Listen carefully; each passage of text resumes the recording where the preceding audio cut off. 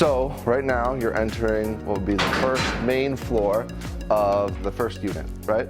So you enter right here, we have our doorway. That doorway will actually be a common space. So there'll be a new doorway right here. You enter your unit. There'll be 2 bedrooms over on this side.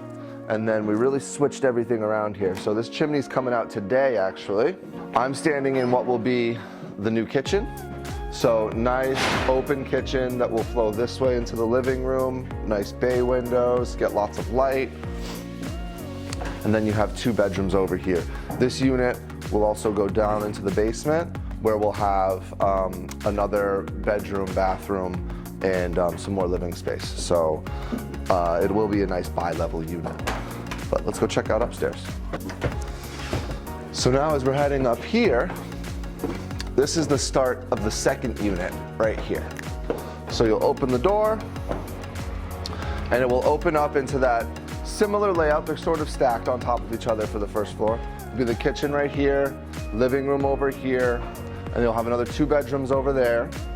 And then the other thing that this one has is this will lead to a deck over here that will go out to the backyard. So you have some nice indoor, outdoor living, you know, very functional. That's the great thing about a new layout and a new design, is it works for today's living, right? These houses were very choppy and not very functional for people today. So we're gonna change that whole thing. And watch your step.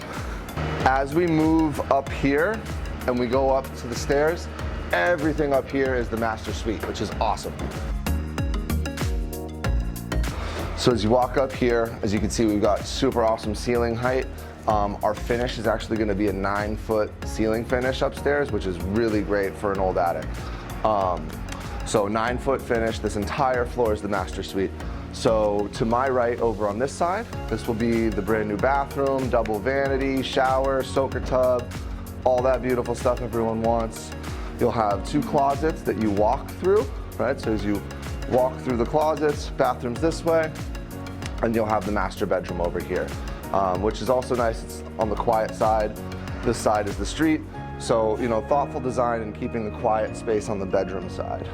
But it's gonna be really awesome when it's done, and we're just about wrapping up tearing this place apart. So we are in the basement right now. If you can't tell, it's a little gross, and we're working on it. So the thing I want to point in here is I'm pretty tall. I'm almost 6'3", and there's not a lot of height down here. So what we really wanted to do to add square footage to this building, and particularly unit 1, right? Get a bigger unit, more bedrooms. Obviously we can sell for more, but someone has bigger space, and we can utilize this basement.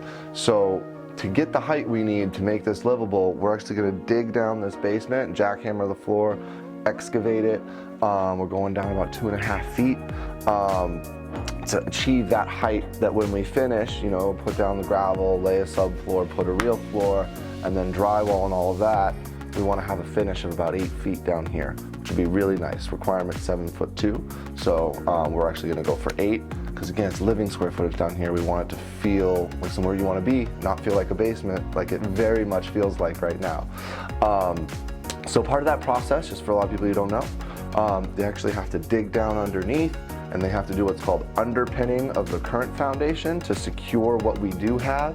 They're also going to secure the footings that run across the main beam along the middle of the basement before they can dig down, because it could compromise what's holding up the existing structure. Then you jackhammer this baby down. So I'm excited for that to get going in the next week or so, hopefully less.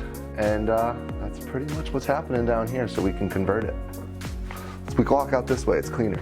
So outside, obviously, we're gonna clean up the yard, but one of the parts of living in Melrose, right, is just outside the city. So you don't want everyone on top of you, and you do want some outdoor space. So we do have a nice good sized yard here that we're obviously gonna clean up. But one thing I was told that was really cool, I just learned about, is this tree over here, this one right in the middle, is actually a giant pear tree. So in the summer, they were saying last year there were hundreds and hundreds of pears coming off of this thing, which is really cool. So we might keep that. But besides the pear tree, everything else here is going to be cleaned up, nice new grass.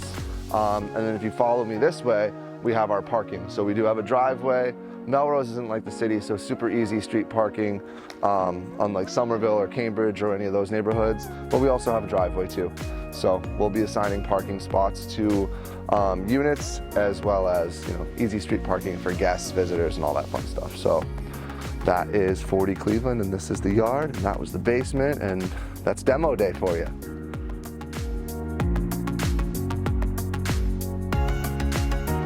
So one thing I wanted to point out that's literally right down the street, you literally walk down Cleveland Street, take a left, brings you right over here.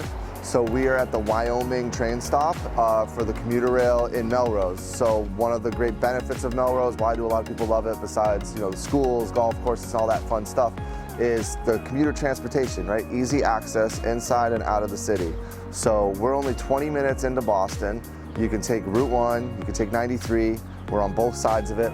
Or we're right in the middle of both of those, right? So you can go in and out on the highway access. But also, if you don't want to drive, you don't want to find parking, you don't want to deal with that, we got the commuter rail, and we've got 2 different stops. So this is the Wyoming stop, which is the closest one to 40 Cleveland Street. And it's huge to know. And then also, I've come here with my kids a bunch, is the Melrose Diner's right there, and it's an awesome spot. Grab some food, grab your breakfast, grab a coffee, go into the city, or go out to the city, right? Take this out to Newburyport or the North Shore, wherever you want to go.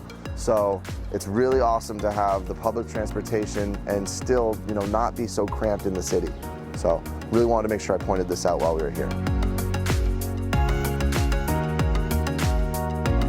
All right, so we are standing over at L Pond in Melrose. So this is one of the features that people like. So we wanted, it's beautiful location, beautiful day, good spot to talk about Melrose. So we're going to be filtering in different shots of downtown and Main Street. But why do people want to move to Melrose? Why would you consider living in one of these condos or going to 40 Cleveland Street? Right? It's what does Melrose have to offer? So you can see what we're standing in the middle of is there's tons of fields and playgrounds and parks. It's really a great environment for kids and families or people who just really love nature, right? There's the Fells Way, lots of hiking, taking your dogs and trails or just going for walks. But L Pond is gorgeous. It's right here. It's beautiful. The high school's over there, right? We've got fields all around us. Main Street is gorgeous. It's got these great, they used to be gas lanterns, but they've changed them and made them electric now, but they're still pretty. But these beautiful black iron lanterns that go up down Main Street. Turner's Seafood Restaurant is awesome. Everyone knows about it. Giacomo's is the best Italian around. So there's Mexican food, you name it, Starbucks, whatever you need, right down Main Street. There's Whole Foods, Shaw's, everything you would need right in downtown, but it's also cute and quiet and beautiful and tree-lined, like I said, with those gas lantern lights, or now no longer gas, but it's really, really a beautiful downtown. And obviously you're bringing your kids or your family here because you're interested in the schools and growing up here and raising a family here, right? This is what it's about. It's getting your kids outside. It's nice, lovely, safe neighborhood with tons of restaurants and shops. And there's also 2 golf courses here. So we've got Mount Hood, which is the public course. It's 18 holes. It's kind of where I learned to play golf. I used to drive up here from Cambridge when I was living there. And it's an awesome track, full 18 holes. And then there's also Bellevue Country Club, which is the private 9-hole course. Great for weddings, little venue, hosting events, but also, a good local private track if you just want to get out and whack some balls. So why do you want to live in Melrose? All of this stuff. It's a beautiful, beautiful neighborhood, and that's why I live here. All right, guys, so that is 40 Cleveland Street in Melrose. You got to see the inside, you got to see the outside. Chimney's coming down today, and we're pretty much wrapped with that demo stuff besides really digging down the basement and some of the bigger structural engineering things over here. But super excited to get this project moving. I think we should be done, we should definitely shooting for fall. If we can be done sooner than that, that would be fantastic. But anticipated timeline for this one is fall.